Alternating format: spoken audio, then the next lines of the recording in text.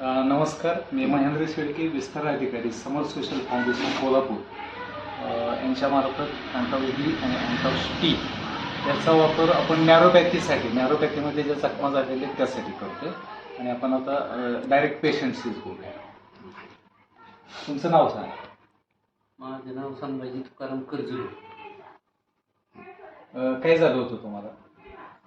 ते गँग्रीन झालं होतं.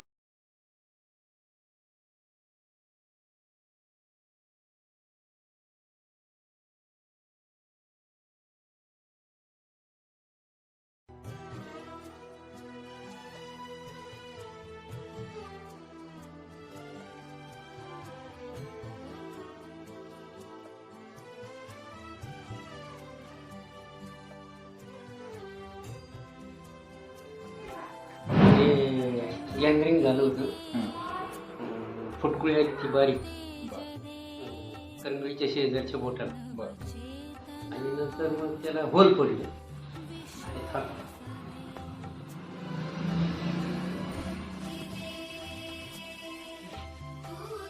होल पडल्यानंतर होल पडल्याच्या नंतर मग ते दवाखान्यात गेलो.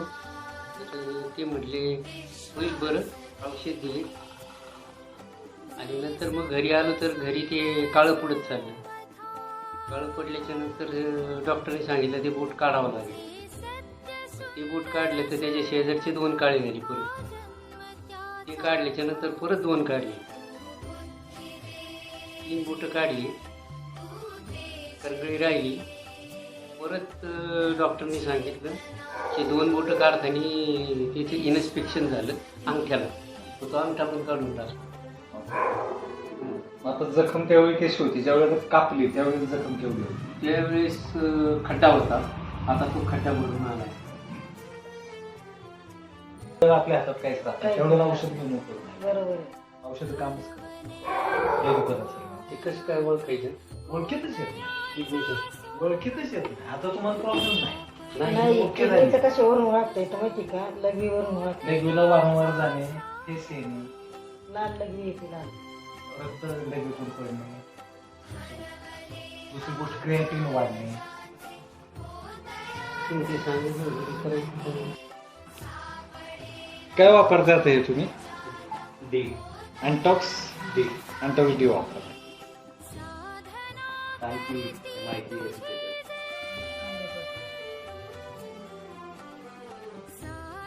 ठीक आहे, आता परत फोटो काढ निघालं तर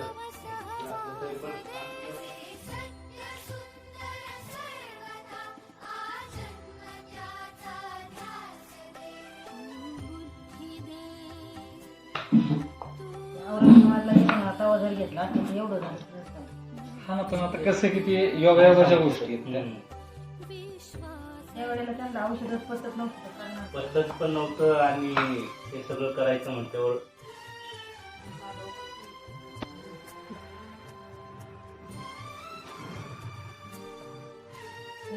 ही जखम आहे ना तुम्हाला, तुमच्या ज्याने बरीच होणार नव्हती. त्यांचा पाहिजे तो तिथून नाही वरतून सांगितलं.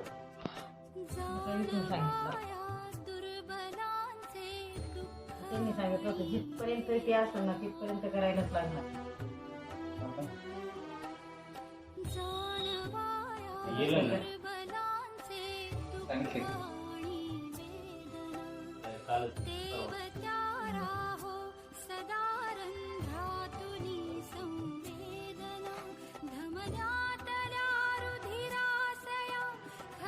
ऐकलं पाहिजे.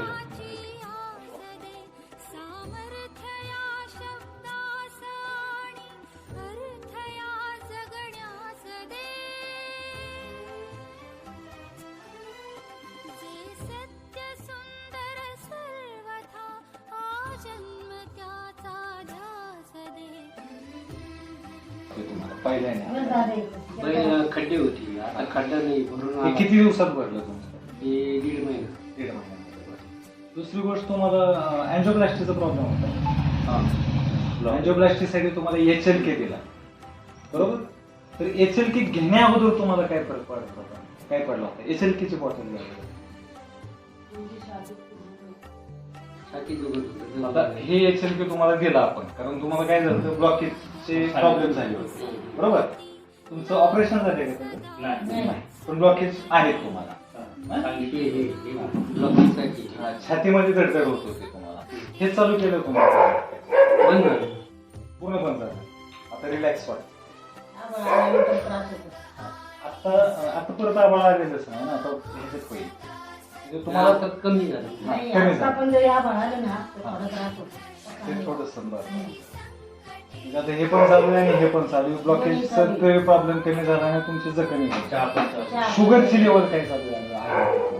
पहिली किती असायची पहिली 300, 350, आणि आता किती हे चालू आहे? आता 200 च्या आसपास. 200चा.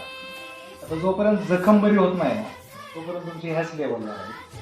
जखम भरली आहे का मग ते लेवल जखम एकदा पूर्ण भरली की तुमची शुगर लेवल सुद्धा कमी होईल.